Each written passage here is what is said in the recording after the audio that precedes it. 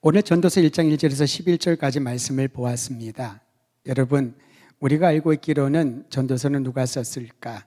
1장 1절에 나와 있는 구절 때문에 우리는 한 사람을 떠올릴 겁니다. 우리 함께 1장 1절 한 번 더 읽도록 하지요. 시작.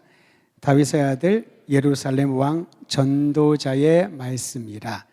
그렇다 보니까 다윗의 아들 예루살렘의 왕이라고 하니 가장 먼저 떠오르는 사람이 있지요.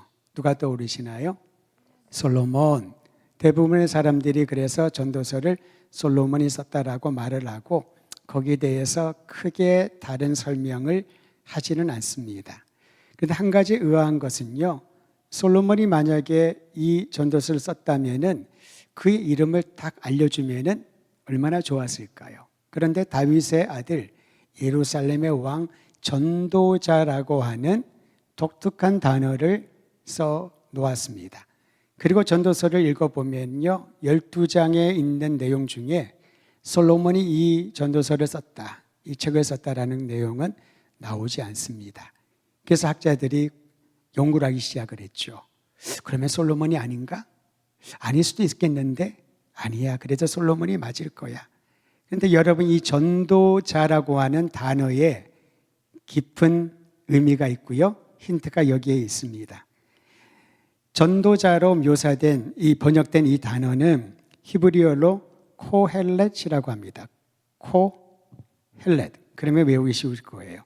이 코헬렛이라는 단어는 설교자, 교사, 회중을 이끄는 인도자, 그런 뜻이 있습니다. 그러니까 이 전도자라고 하는 단어가 특정 인물을 얘기하기보다는 회중들에게 하나님의 말씀을 가르치는 교사, 하나님의 말씀을 대언하는 설교자, 하나님의 백성을 올바른 길로 이끌어가는 인도자를 칭하여 전도자라고 하는 것이죠. 그러니까 이 전도자는 무엇으로 사람들을 이끌고 무엇으로 사람들을 교훈할까요? 하나님으로부터 임한 지혜의 말씀으로, 하나님이 주시는 지혜의 마음으로 사람들을 가르치고 하나님의 뜻을 일깨워주고 올바른 길로 인도한다라는 겁니다. 그래서 오늘 살고 있는 우리들이 전도서를 다시 읽을 때에 무엇을 기대하냐 하면은, 솔로몬과 같은 지혜자가 이렇게 좋은 말들을 남겼구나, 참 지혜로운 말이구나, 그것을 암기하거나 그것을 연상하는 것으로 그치면 안 된다는 겁니다. 여기에 나와 있는 전도자가 의도했던 것처럼 교사로, 설교자로, 인도자로 회중들을, 하나님의 백성을 하나님의 지혜에 따라 살아갈 수 있도록 하는 것처럼 우리도 이 말씀을 묵상하고 이 말씀을 들으면서 이 시대의 지혜로운 자가 어떤 사람들인가, 어떻게 우리가 하나님의 지혜로 이 세상을 올바른 길로 이끌 수 있을까 위하여 기도하며 말씀을 묵상해야 된다라는 겁니다. 또 다른 독특한 단어가 하나 더 있습니다. 그것은 전도서에 무려 38번이나 언급된 단어입니다. 그 단어는요, 서론 부분에 집중적으로 나오면서 전도서 전체에 잊을만 하면 나오고 잊을만 하면 나옵니다. 우리 함께 1장 2절 말씀도 읽으면서 그 단어가 무엇인지를 한번 살펴보도록 하지요. 2절 읽습니다. 시작. 전도자가 이르되 헛되고 헛되며 헛되고 헛되니 모든 것이 헛되도다. 외우기도 쉽어요. 전도자가 이르되 헛되고 헛되며 헛되고 헛되니 모든 것이 헛되도다. 한 절에 벌써 5번이나 나오죠. 헛되다라고 하는 단어입니다. 전도자, 하나님의 지혜를 전하고 가르치고 회중들을 이끄는 전도자의 말이니라 라는 것과 이어서 너무나도 부정적이고 우리에게 힘이 빠지게 만드는 말이 2절에 나와 있습니다. 모든 것이 헛되고 헛되며 헛되고 헛되니 모든 것이 헛되다 라고 말하는 거죠. 전도서는 이처럼 서론부터 헛됨에 대하여 헛되다라는 것을 부각시키고 있습니다. 이 헛되다라고 하는 단어는요, 헤벨이란 단어를 번역해 놓았습니다. 아까 교사, 전도자는 코헬렛, 그리고 헛되다는 것은 헤벨레 그런 것을 연상하면 되겠죠. 근데 이 헤벨이라고 하는 단어의 뜻은요, 공허하다, 일시적이다, 실망스럽다, 불합리하다, 당혹스럽다, 그런 뜻이 있는 거지요. 다시 말하면 우리가 겪고 살아온 인생들이 무의미하고 공허하고 일시적이고 실망스럽고 너무나 불합리적이고 당혹스럽게 만든다라는 겁니다. 여러분 여기까지 읽으면 3절부터 읽고 싶은 마음이 하나도 안 생길 거예요. 우리가 지금까지 살아온 인생이, 내가 신앙생활하며 교회를 섬겨온 것이, 내가 세상에서 겪고 애쓰며 수고한 모든 것들이 일시적이고 당황스럽고 불합리하고 아무것도 아니라고 말한다면, 또는 생각한다면 어떻게 그 사람의 인생을 참 잘 살았다라고 말할 수 있겠습니까? 1절과 2절을 읽으면은, 특히 2절을 읽다 보면은 전도서의 주제가 인생 무상이 아닐까라는 생각을 하게 됩니다. 그러나 전도자는 허무주의 입장에서 헛되고 헛되다라는 것을 5번이나 강조하지 않았습니다. 여기서 말하는 헤벨의 문자적인 뜻은 조금 전에 알려드렸습니다마는, 그러기에 인간은 순간을 살아가고 인간은 영원하지 않다라는 것을 깨우치는 것입니다. 헛되니까 아무것도 할 필요 없다, 허무주의지요. 그러나 전도서에서 말하고 강조하고자 하는 것은, 무의미하니까 아무것도 하지 말아라, 먹지도 말아라, 일하지도 말아라, 공부할 필요 없다, 그냥 있다 보면은 이 짧은 인생 지나가 버린다. 열심히 해도 그렇지 않아도 결과는 똑같다. 그런 허무주의를 말하는 게 아니다라는 겁니다. 이처럼 인간이 짧고 우리의 시간이 사람들이 보기에 너무나도 당혹스러운 일로 가득 차 있다 할지라도, 이 짧은 순간에 하나님께서 그분의 지혜로 우리를 올바른 길로 살아갈 수 있도록 교훈하시고 이끌어 주신다는 거지요. 그래서 전도자를 보낸 겁니다. 교사를, 설교자를, 인도자를 이 땅에 보내주신 거지요. 그런 관점에서 보면은 헛되다는 허무주의의 구덩이에서 오히려 우리가 애를 써서 기어 올라와 이 순간에 찰나에 불과한 삶이라더라도 그 찰나에 개입하셔서 우리에게 말씀하시고 생명과 영원한 소망을 주시는 하나님을 향한 열정을 품으라. 이것이 전도서의 내용인 것이지요. 여러분, 절로 한숨이 나올 때가 있을 겁니다. 라고 한숨이 나올 때가 있습니다. 자기가 원해서가 아니라 너무 힘들거나 지치거나 또는 생각이 많거나 절로 한숨이 푹푹 나올 때가 있지 않습니까? 그것이 우리의 삶의 현실이라는 거죠. 항상 좋은 일만 있으면 얼마나 행복할까요? 그런데 좋은 일보다는 한숨이 절로 나오는 순간들이 더 많이 있을 때, 그 작은 그 빈틈에도 하나님께서 개입하셔서 그 한숨을 기도와 찬양으로 바꾸어주는 지혜의 말씀을 들으라. 이것이 전도서에서 전도자가 하고자 하는 내용이었던 것입니다. 특히 믿음에 대하여 얘기를 하면서 이 믿음은 삶과 관련된 질문으로부터 시작한다라고 말합니다. 여러분, 오래전에 있었던 광고의 카피였는데 지금도 우리 젊은이들도 알고 있는 게 있습니다. 묻지도 말고 따지지도 말고. 우리는 믿음에 대하여 묻지도 않고 따지지도 않고 믿는 것이 진정한 믿음이라고 생각을 합니다. 그런데 진정한 믿음은 어디서 나올까요? 한편으로는 수많은 질문으로부터 나온다는 거죠. 누가 이 만물을 창조하셨지? 누가 인간을 창조하셨을까? 왜 사람에게는 고통이 사라지지 않을까? 왜 사람은 죽어야 하는가? 여러 가지 수많은 질문들이 일어날 겁니다. 하나님이 살아계신데 왜 나에게 이와 같은 고통과 고난을 반복적으로 주실까?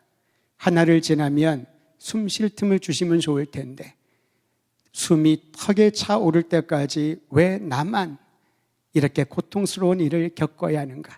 이러한 질문들이 일어나기 시작한다는 거죠. 그런데 이러한 질문들로부터 어떤 면에서는 하나님을 향한 온전한 믿음이 다져지고 세워지게 되는 것을 보게 됩니다. 많은 것들 중에 신앙을 가장 다른 방향으로 이끌고 가는 것이 생각하지 말고 믿으라 라고 하는 요청입니다. 여러분, 물론 생각하지 말고 믿으라에는 의도가 있겠지요. 너무 세상적인 생각하고 세상의 계산과 여러 가지 것들을 고민하지 말고 하나님만 바라보고 믿으라, 단순한 믿음을 강조하기 위하여 그런 가르침과 요청을 했을 줄 모릅니다. 그런데 그것이 시간이 지나다 보니 우리는 하나님에 대하여 어떤 질문 없이 무작정 믿기 시작하다 보니 하나님에 대하여 질문을 갖고 있는 사람들에게 답해 줄 말이 하나도 없는 거지요. 우리가 가지고 있는 소망에 대하여 누가 물어봐도 답을 해줄 수 있는 내용을 알지 못하는 겁니다. 그러니까 이렇게 말하죠. 교회 나와보라고, 예배 드려보라고, 설교 들어보라고, 목사님 만나보라고, 우리 장로님 소개해 줄 테니까 만나보라고. 그러면 믿음이 생길 것처럼 생각을 하는 거죠. 왜 그렇게밖에 할 수 없을까요? 우리는 믿을 때 질문을 하지 않았으니까요. 내 인생에 믿음에 있어서 질문을 한다는 것 자체가 불경스럽다라고 여겨왔기 때문에 질문 자체를 터부시한 게 아닐까 싶습니다. 그런데 오늘 하나님의 지혜의 말씀을 가르치고 또 대언해 주는 이 전도자의 말은요, 질문으로부터 진정한 믿음에 이르게 된다라고 가르쳐 줍니다. 3절이 바로 그 질문을 담고 있습니다. 3절 말씀 같이 읽도록 하죠. 시작. 해 아래에서 수고하는 모든 수고가 사람에게 무엇이 유익한가? 라는 질문을 던집니다. 여러분, 오늘 다 일터에서 일을 하시고 또 가정에서 가정을 돌보고 일을 하고 오시지 않았습니까? 가장 힘든 일 중에 하나가 가정을 돌보는 일이라고 우리는 알고 있지요. 표가 나지 않습니다. 가정을 돌보면 누가 잘했다고 칭찬을 하거나 보상을 주지도 않습니다. 오히려 엄마니까, 아내니까 당연하게 생각할 때가 참 많이 있는데 요즘은 예전보다도 많이 달라졌습니다만은 그래도 표가 나지 않는 일이죠. 해 아래서 많은 수고를 합니다. 집 안에서 집 바깥에서 회사에서 길에서 또 오늘 얼마나 낮에 햇볕이 따가웠습니까? 그나마 바람이 좀 선선하게 불고 습도가 높지 않아서 지내기는 괜찮았겠지만은 태양볕에서 일하는 분들 같은 경우에는 오늘 견디기 힘들 정도로 어려운 그러한 환경이었을 것입니다. 그런데 오늘 그런 질문을 하는 거죠. 해 아래에서 수고하는 모든 수고가 사람에게 무엇이 유익할까? 어떤 이들은 그렇게 일을 해야 가족을 부양할 수 있지. 그렇게 일을 해야 노후를 예비할 수가 있지. 그렇게 일할 수 있는 일터가 있는 것이 참 고마운 일이지.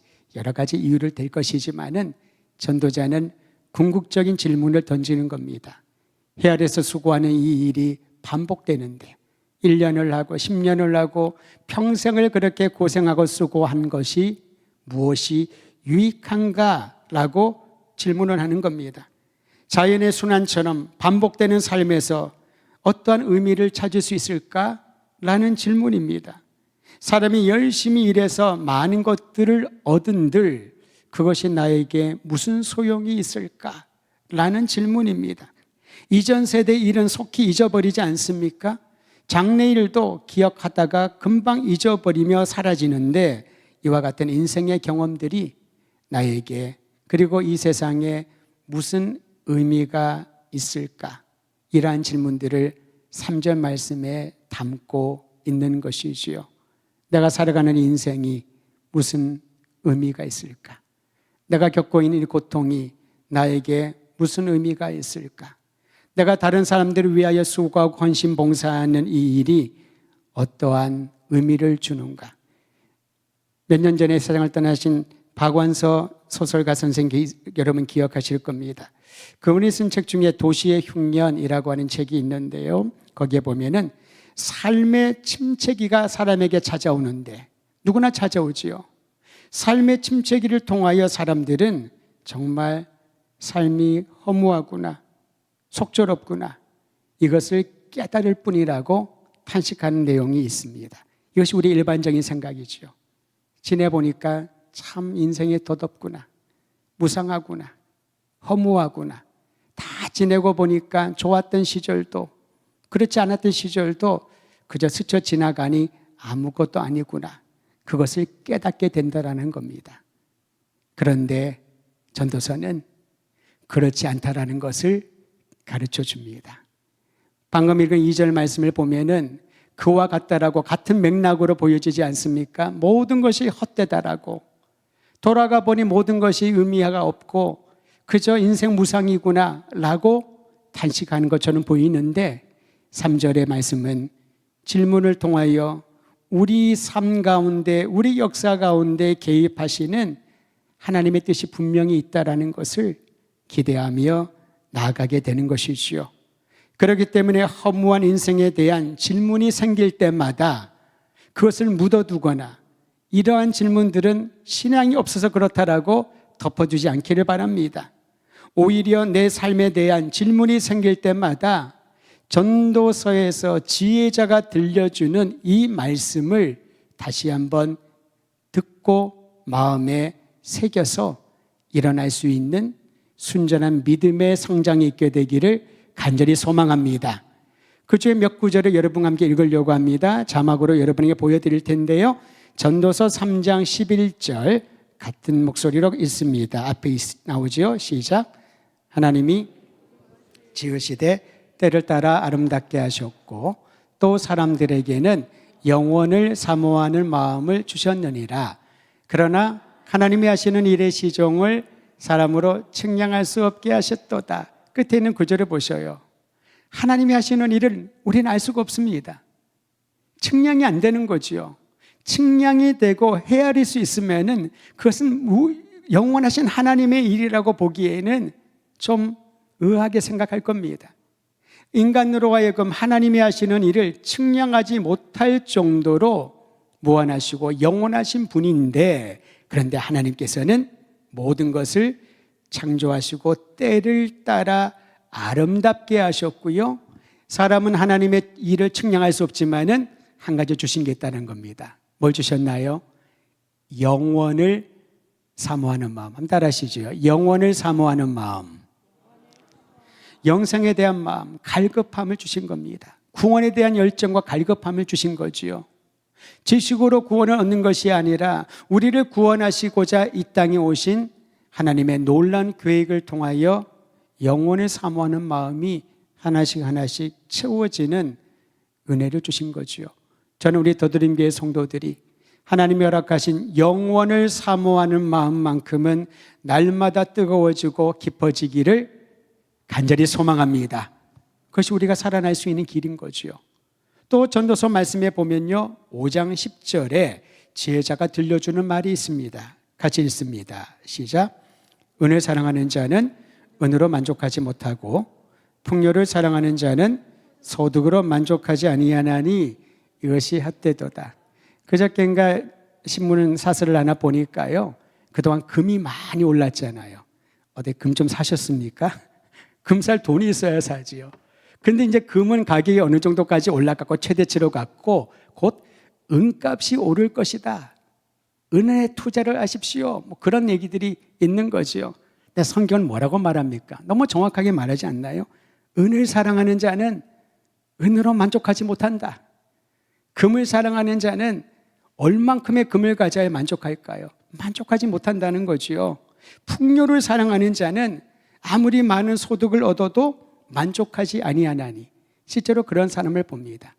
제가 가까운 어떤 사람 중에 전에 교회에 있던 분인데요, 이분이 굉장히 연봉을 많이 받으시나 봐요. 뭐 알 수가 없는데 어쨌든 추수감사절날 헌금을 했는데 뭐 성과급을 받으셨다나, 근데 1억 5천을 받으셔서 그걸 다 헌금을 했대요.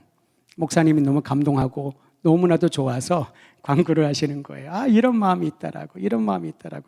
도대체 얼마를 보통 때 받기에 성과급이 1억 5천을 받나 라는 생각을 해보니 상당히 고소득자인 것 같아요. 근데 입장을 바꿔놓고 생각해 보면 그분이 믿음이 있어서 그런 봉헌을 했겠지만은, 만약에 그 일에 대해 성과급은 뭡니까? 자기가 속한 단체에서 소득을 냈는데 그 소득을 이제 어떻게 분배를 해서 직원들에게 격려와 사기를 진작하기 위하여서 주는 거잖아요. 그러니까 성과급은 조면 받으면 좋지만은 그렇지 않다라고 그것 때문에 불평불만한 사람들은 그렇게 많지는 않을 겁니다. 그런데 그것을 본인이 하나님께 예물을 드린 거예요. 감사의 예물로 생각지 않았던 것을 주었으니 그것을 드리는 것. 저는 여기에서 놀라운 원리를 발견하게 됩니다. 1억이 있은들, 10억이 있은들, 100억이 있은들 만족하지 못하는 사람이 많을 텐데 오히려 지금 주어진 것으로 만족하고 감사하고 그 이외의 모든 것들을 하나님께 드릴 수 있는 마음. 또 그와 같은 또 다른 에피소드를 듣게 됩니다. 한 아들이요, 성과급을 똑같은 성과급을 받았는데 그 정도는 아니었던 것 같고 부모님에게 좀 필요한 거 사시라고 전액을 다 드렸던 거예요. 이 부모님이 이걸 받고 보니까 곰곰이 생각해 보니 이것은 자기들이 쓸 돈이 아니라는 생각이 들었대요. 그러면서 하는 말이 이것을 선교사님에게 보내주고 싶은데 선교지에 이것을 그대로 보낼 수 있도록 요청을 하는 그런 분들도 만나게 되었습니다. 그들이야말로 부요함을 누린 사람이 아닐까 싶습니다. 풍요로움으로도 족하지 못하고 은으로도 만족하지 못하지만 하나님이 주시는 부요함을 가진 사람은 이 땅의 모든 것들을 주님께 탁하고 주님을 위하여 흘려보낼 수 있는 것, 이것이 멋지고 도전적이고 아름다운 믿음이 아닐까요? 또한 세 번째 6장 14절 말씀도 함께 읽으면서 우리의 삶에 질문이 생길 때 전도자, 지혜자가 들려주는 말을 마음에 새기시기를 바랍니다. 6장 14절 읽습니다. 시작. 형통한 날에는 기뻐하고 공고한 날에는 되돌아보아라. 이 두 가지를 하나님이 병행하게 하사 사람이 그의 장래일을 능히 헤아려 알지 못하게 하셨느니라. 사람이 장래일을 알지 못하는 것은 당연하다는 거지요. 그런데 그걸 자꾸 알려고 점을 보러 가거나 재미삼아 타로를 본다고 그런 분들도 있지요.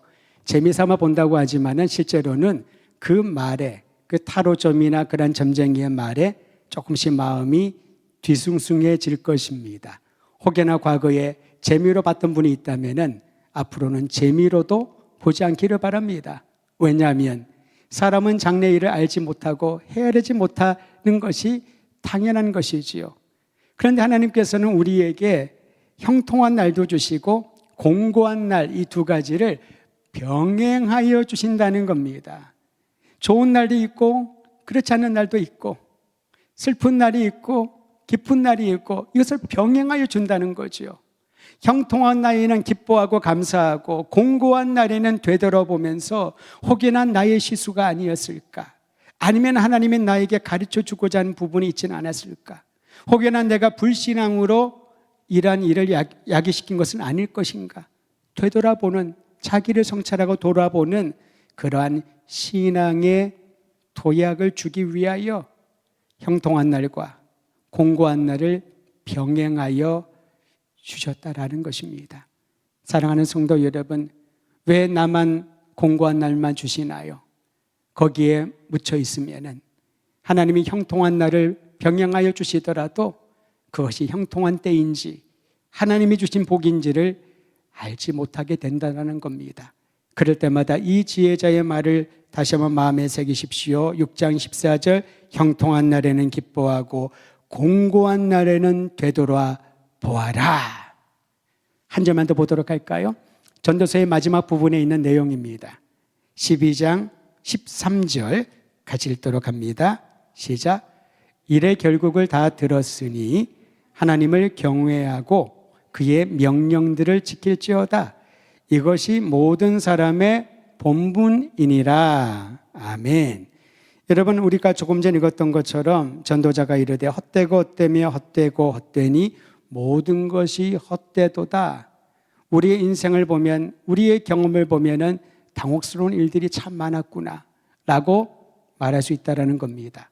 그러나 되어진 모든 일들을 듣고 난 이후에 전도자, 지혜자, 교사가 한 말이 오늘 조금 전 읽은 말씀입니다. 일의 결국을 다 들어보니 하나님을 경외하고 그의 명령을 지키는 것이 지혜의 삶이구나.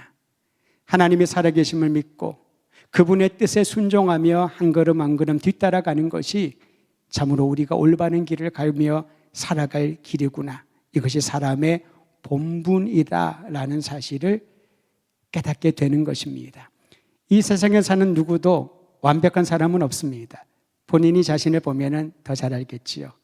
얼마나 부족함이 많고 내세울 것이 없을 정도로 스스로 보면 안타까울 때도 있잖아요. 그럼에도 불구하고 이 모든 되어진 일들 경험들을 통하여 우리를 눈을 어디에 집중하게 하시냐 하면 하나님을 경외하는 자가 복되고 하나님의 명령에 순종하는 자가 아름다운 삶이라는 것을 주님이 가르쳐 준다라는 겁니다. 비록 내가 나의 모습을 보면 부족하고 한탄밖에 안 나올지라도 나의 삶을 통하여 하나님의 손길을 경험하면서 주님을 경외하는 사람, 주님의 명령에 순종하는 삶을 살아가게 된다라는 겁니다. 여러분, 개인뿐만 아니라 사회 전체가 무기력하게 느껴지는 때가 있습니다. 우리는 살아오면서 그런 것들을 경험하지 않았습니까? 내가 아무리 애쓰고 아무리 노력을 해도 환경이 나를 도와주지 않고 더 악화일로에 가게 하는 경우들이 있습니다. 성경에 보면 그런 상황에서 하나님께 소망을 두고 기쁨의 창가를 불렀던 그런 구절들이 많이 있습니다. 그 중에 대표적인 한 구절이 하바국서에 나와 있는데 여러분 이 말씀을 보면은 기억나실 거예요. 이것을 힘들고 공고할 때에 다시 한번 믿음으로 선포하는 것입니다. 하바국 3장 17절과 18절 같이 읽습니다. 시작. 비록 무화과나무가 무성하지 못하며 포도나무에 열매가 없으며 감람나무에 소출이 없으며 밭에 먹을 것이 없으며 우리의 양이 없으며 외양간에 소가 없을지라도 여기까지. 뭐가 없어요. 없는 게 너무 많아요. 이런 상황이면 절망 아니겠습니까?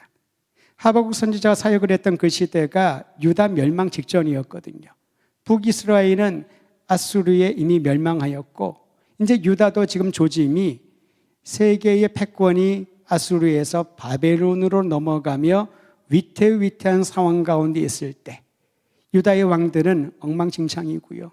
하나님 경외하지 않고 자기만을 위해서 살다가 나라는 무질서하고 혼탁하게 되어버렸을 때입니다.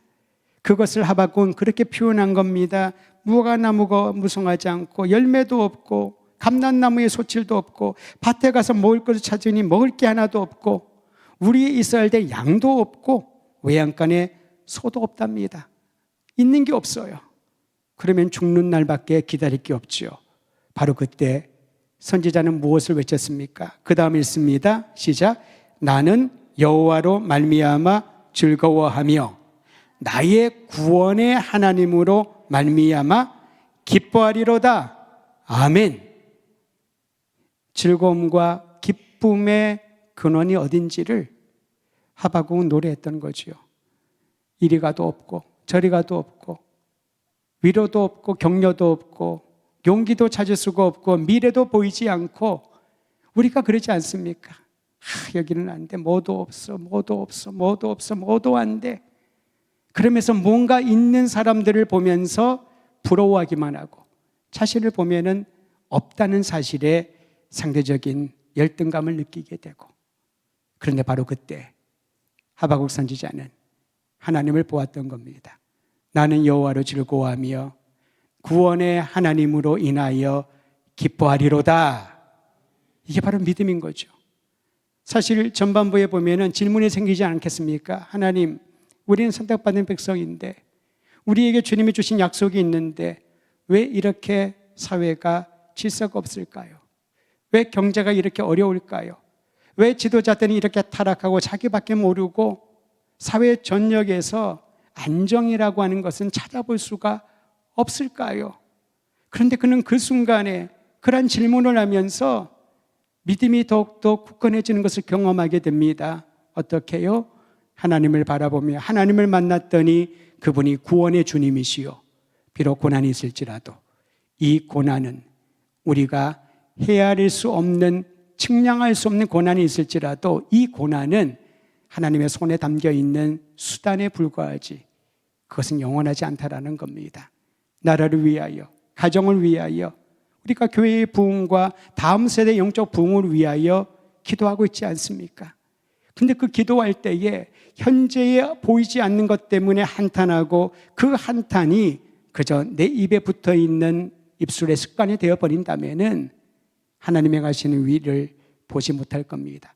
그러나 꿈을 가지고 소망을 품고 하나님 이 상황에서 무엇을 내가 알아야 할까요? 무엇을 기다려야 할까요? 수많은 질문들이 있을지라도 그 질문이 변하여 하나님의 가시는 일을 바라볼 수 있는 믿음으로 새로워지기를 간절히 소망합니다.